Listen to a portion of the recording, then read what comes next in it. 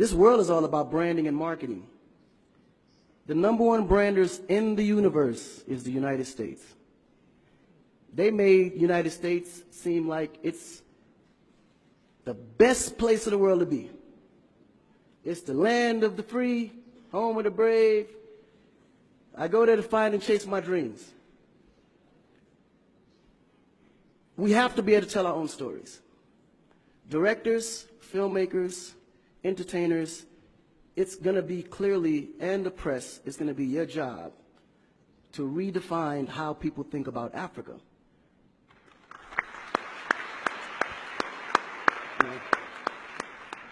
Because you're here, you see what's going on. You clearly can see in a vivid picture the good, the bad, and the ugly. What you choose to put out there is what the world is going to get. Because I can tell you right now, in Chicago alone, there's more people dying in Chicago than there was in the war in Iraq. But you would never see that. There's a lot of things that's happening in the U.S. that you would never see because they choose to show you what they want you to see for... Yeah. It's about country integrity. You have a certain reputation you have to keep. No one puts their family business out into the street. One of the problems we have in Africa is that when something happens, the press is quick to put out negative energy and quick to put out a negative story. And then that story goes on to internet and other broadcasting systems take it and they post it. So when you look at places like Kenya, for instance, that I know of, maybe what, 2 terrorist attacks? But it was everywhere. So now people was afraid to go to Kenya because somebody shot up the mall. But then when you look online, there was over 25,000 attacks in the U.S., but you only knew about maybe 5 or 6. So we have to really rebrand. And then when you look at how the world perceives Africa, they're right. You know, you see zebras, lions, tigers, bears. Oh my. You get to the point where you think Africa's just a big jungle. The images that they're showing of Africa is historical images. This is way before civilization. This is when they were still, you know, battling with spears, like times of Shaka Zulu. No, I'm serious. But then when you look at the U.S., they're showing Superman, Batman, you know? Where is our Superman? Where is our, like, Shaka Zulu should be a superhero today. Really.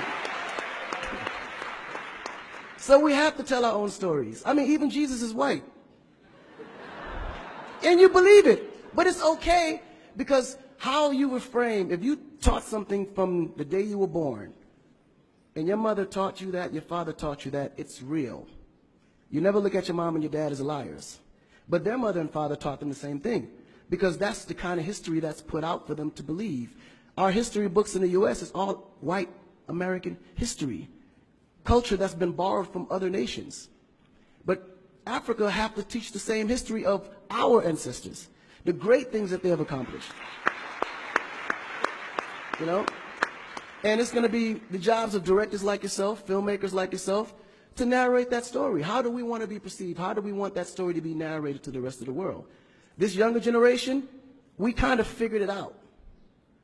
Because now, when you look at hip-hop in America, every rapper is rich.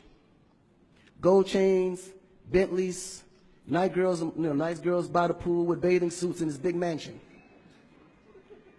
And then, when the video's over, they get on their phone and call an Uber.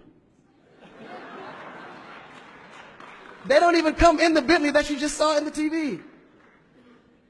But you go to Nigeria, we got Wizkid, Davido, P-Square, all these guys driving a Bentley, Mercedes. They actually own those cars. That's the difference. But if we don't translate that, they will never know. They think we're going to leave the shoot and go home on a horse or a zebra. Because that's what they know. This is why African Americans are so afraid of Africa. You mention Africa, they start shaking. There's so much fear. They don't know how to translate that. It was just recent that people are now saying, yeah, man, you know what? I rock with Africans, man. You know what I'm saying? I want to do some collaborations, man. Yo, man, I need an Afrobeat remix, you know what I'm saying? But before, they're like, man, I don't know that dude. I'm not putting him on my record. So the younger generation is slowly understanding how you have to rebrand the culture, because the culture has adapted.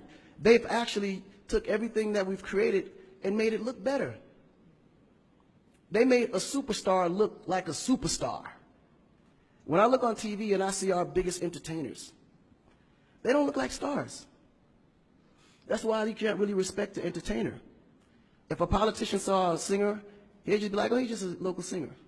But if he go to that local singer's performance, he may sell out the stadium because he has a huge influence, but the image is not there.